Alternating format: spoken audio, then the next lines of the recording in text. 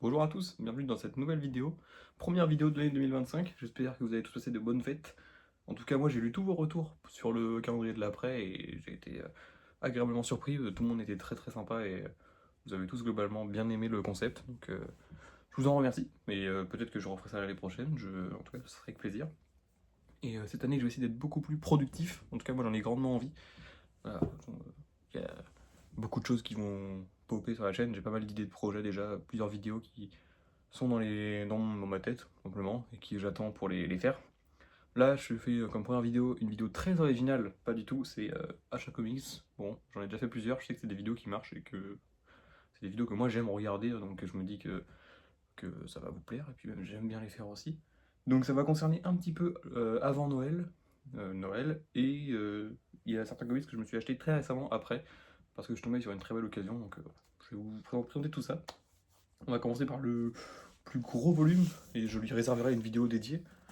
C'est le Marvels, donc, du coup cette édition un petit peu spéciale, édition annotée. Donc voilà. Alors, de quoi ça parle? Donc le comics Marvels de base, moi je l'avais déjà lu, je l'ai dans un petit format, c'est pas un must-have mais c'est quasiment pareil. Donc c'est une histoire que j'ai bien aimée, ouais, qui est très sympa et qui est très originale. Mais quand j'ai vu cette édition qui était sortie, et que j'ai vu le contenu, tout ce qui a été proposé en bonus, parce qu'en fait, pour vous résumer, tout ce que vous voyez, ce qui est un peu plus sombre, c'est l'histoire, et après, c'est que du bonus. Donc on a plus de bonus que d'histoire à proprement parler. Ça, je vous en ferai une vidéo détaillée, comme je vous ai fait sur le Spider-Verse, ou avec le plan d'au-dessus. Ça, vous pourrez mieux voir à l'intérieur. Je vais vous montrer quelques pages, mais je vais pas le porter pendant 2 heures, parce qu'il est très lourd et j'ai pas envie de l'abîmer. Mais globalement, qu'est-ce que ça raconte? Pareil, je le dirai dans la vidéo, mais je vais le relire d'ailleurs, faut que je le relise pour faire la vidéo, parce que je m'en souviens à peu près, mais il faut que je le relise quand même. Ça raconte en plusieurs chapitres l'histoire de l'univers Marvel depuis les années 40, avec les premiers héros, donc la première Torche Humaine, Namor, et puis après les Avengers, les X-Men, etc. Ça raconte ça, en fait, l'évolution des héros de l'univers Marvel, mais par les yeux d'un journaliste. Et c'est très très cool, ça rend les héros très humains en fait.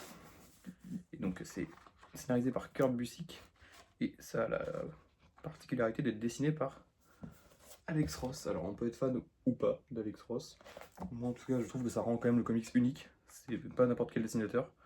Voilà. Il y en a qui aiment pas, il y en a qui aiment. Moi j'aime bien. C'est pas ce que je préfère, mais je trouve que dans ce format-là, ça rend vraiment super bien. On a un effet très réaliste. Et on a des planches qui sont absolument magnifiques. Voilà, je sais que les rubriques de G avaient fait une vidéo ou un live, je sais plus, sur ce comics-là, l'édition annotée. Et il avait déjà parlé beaucoup de ce comics. Et du format. Et le format, franchement, est incroyable. Pour vous résumer un petit peu dans bonus ce qu'on a, on va avoir, notamment ça, c'est le plus intéressant, je trouve. Page par page, en fait, tout va nous être expliqué. Le moindre détail de chaque page va être un peu expliqué. Ce personnage-là en fond, c'est tel personnage qui avait été dans tel numéro de base. Enfin, c'est fou, je trouve, le nombre d'infos qu'on a là-dedans. C'est une vraie bible hein, sur ce comics, honnêtement. Et rien que ça, je trouve que c'est incroyable. En autre bonus, on a les projets. Donc en fait, l'histoire de base, mais écrite, voilà. Avec les différents projets, donc les différentes versions de l'histoire qui ont été écrites avant la version définitive. Ça, c'est intéressant. On a quelques, voilà, crayonnés. Ça, c'est plus classique, on va dire, comme bonus. Après, je vais pas faire toute la liste, on en parlera plus en détail dans la vidéo dédiée que à ce comics, voilà. Mais on a une pelletée de couverture, on a aussi ça, c'est super cool. Je viens de la voir et j'ai passé la page, super. Voilà. Dans le comics, à plusieurs moments, on a des articles de presse qui sont montrés. Et donc là, en fait, ils les ont tous traduits. Donc en fait, voilà. C'est pas du texte dans le vide, c'est ce que Kurt Busiek dit. Il aime pas, lui, dans les comics, qu'il y ait des articles qui apparaissent, mais au final, quand on lit de près, il n'y a rien écrit. Là, voilà, il s'est fait chier, entre guillemets, à écrire des vrais articles. Et c'est plutôt intéressant. Moi, je vous avoue, j'ai rien lu pour entendre ça. Hein. Ça, c'est quand même. Je sais même pas si je lirai tout un jour.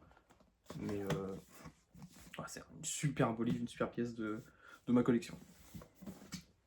Ensuite, un peu plus classique, Hulk, le monstre. Donc ça, vous savez que moi, je suis un énorme fan de Hulk. Enfin, vous savez pas d'ailleurs. Hulk, c'est l'un de mes persos préférés. C'est une histoire que je n'avais pas en Ostave, donc je l'ai eu à Noël, je l'ai demandé.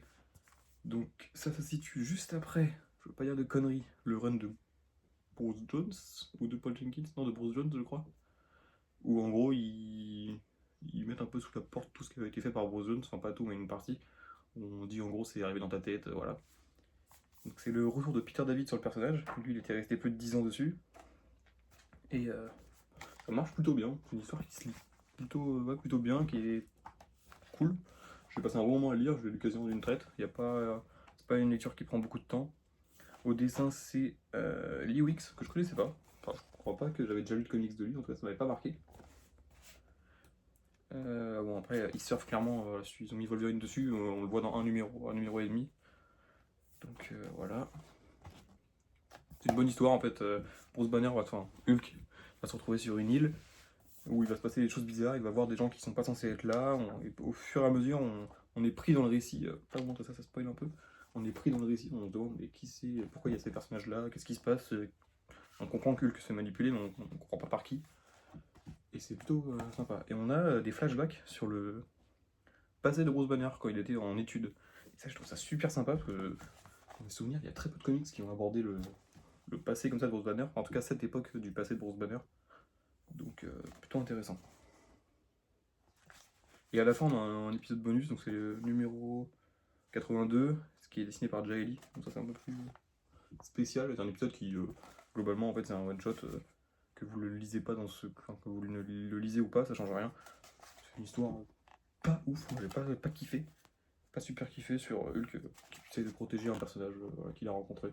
Bon, ça, honnêtement, ils l'ont mis pour que ça fasse plus de pages. Ça n'a pas grand intérêt, je trouve, dans ce must-have. Mais voilà.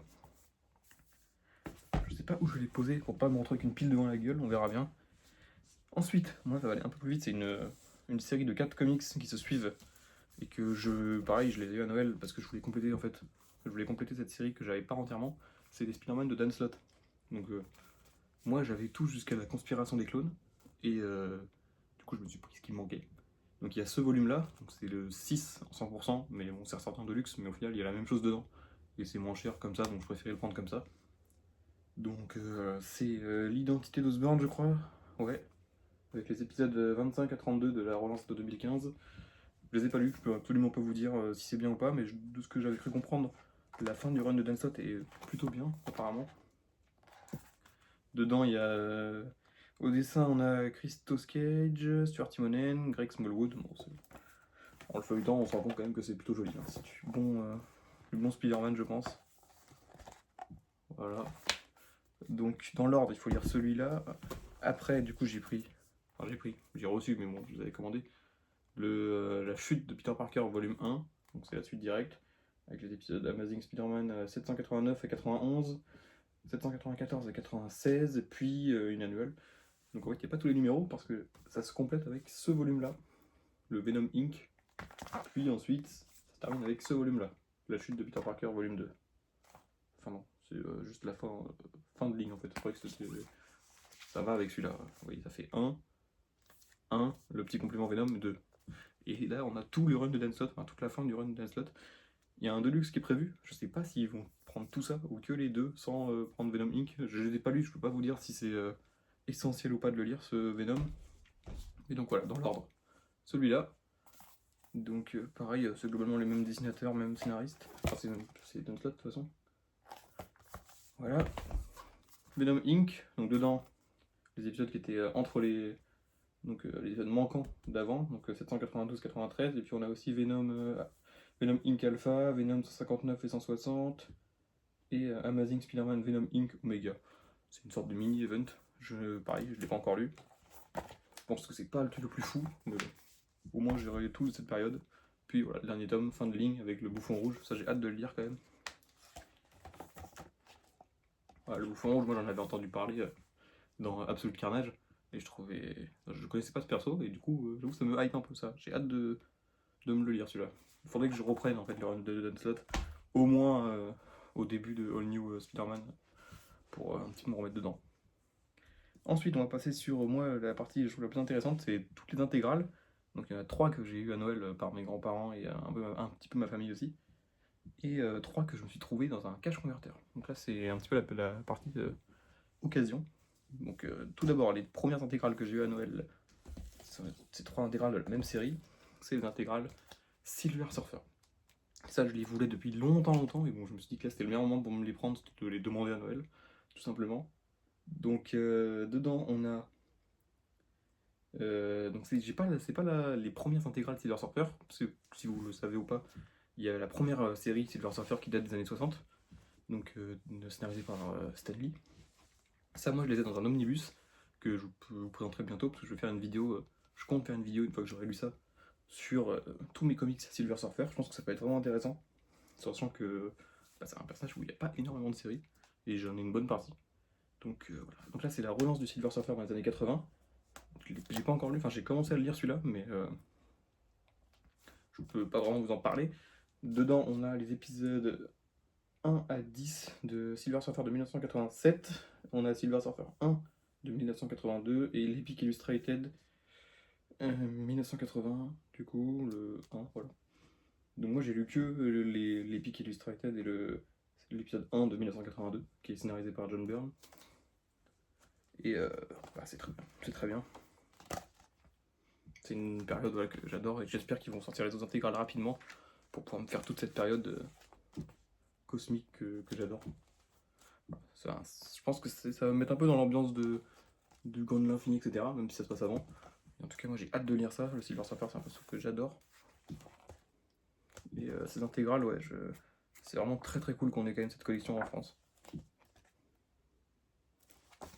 Donc la première. Ensuite, elles sont pas dans l'ordre. Ouais.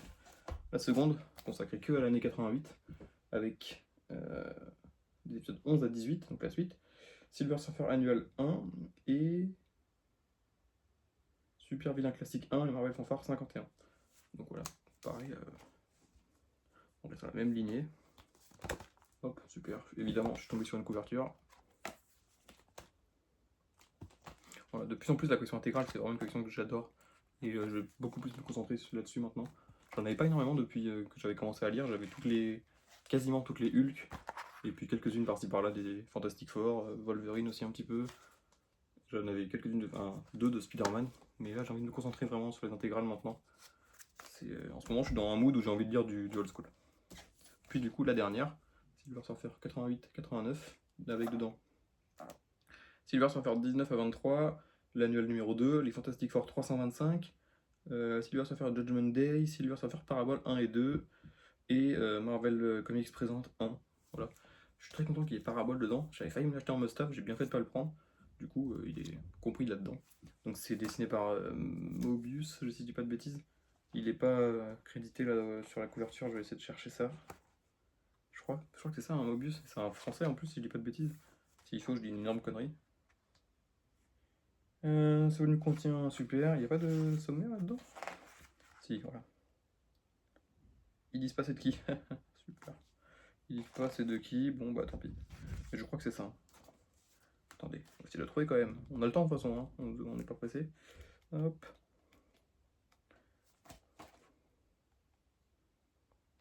Non, voilà, ils ont à chaque fois la bonne idée d'enlever les crédits, j'ai l'impression, sur leur truc, donc non. Mais voilà, c'est ceux ici-là.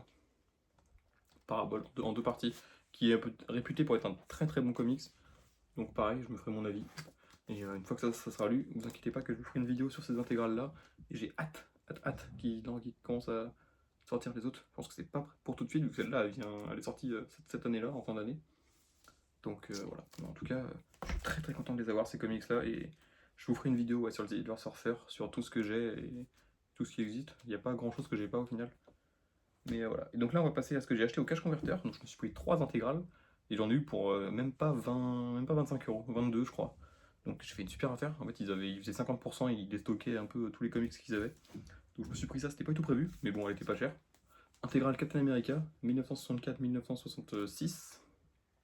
Elle est quasiment en parfait état. Bon, il y a quelques petites rayures sur la couverture bruyante, mais vous voyez, globalement, voilà. Donc celle-là, elle était à 9,90, donc 50%, je l'ai eu à 5 balles, quoi.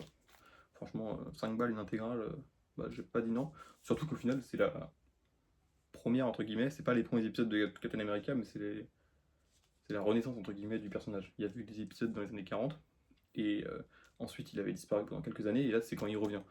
De ce que j'ai compris, je l'ai pas encore lu, ça se situe un peu après l'épisode 4 des Avengers, où vraiment il est décongelé.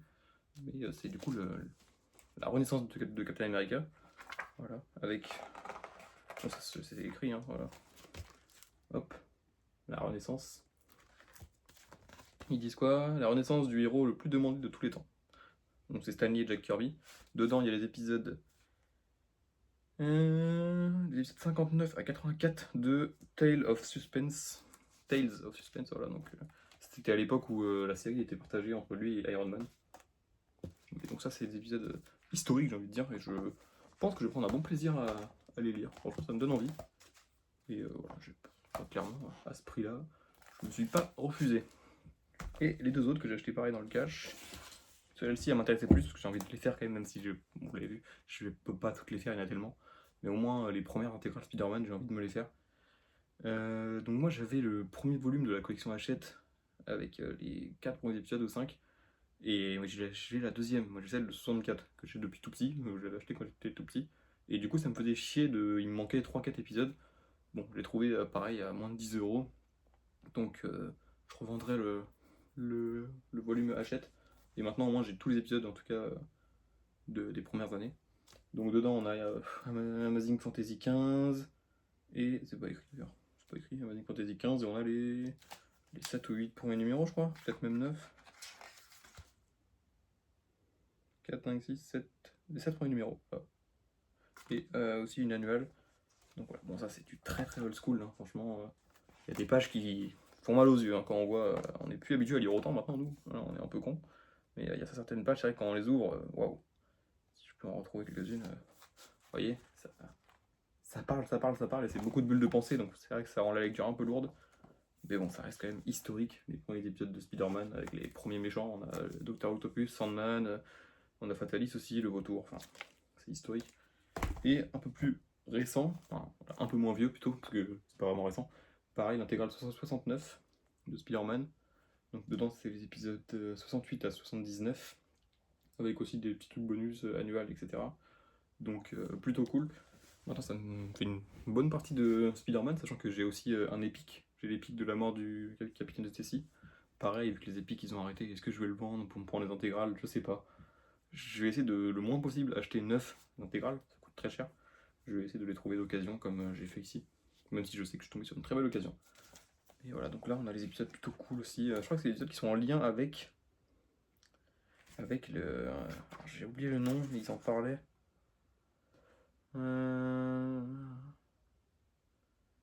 Merde, je l'avais lu où ça? Ah c'est ça, voilà, c'est la saga de la tablette. J'en avais déjà entendu parler, ça me parle un peu, donc voilà, je vais voir ça. Mais donc c'est encore scénarisé par Stan Lee à l'époque. Et j'ai hâte, voilà, c'est du Spider-Man que j'ai envie de lire. Et bah écoutez, on a réussi à s'en sortir, moins de 20 minutes, ça fera quand même une bonne vidéo. Moi j'espère que ça vous aura plu, et je vous dis à très bientôt. Il y aura notamment des prochaines vidéos sur des figurines aussi. Je sais pas si c'est les vidéos qui vous...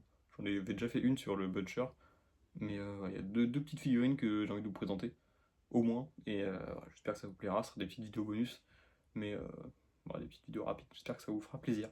En tout cas, je vous dis à bientôt, au revoir.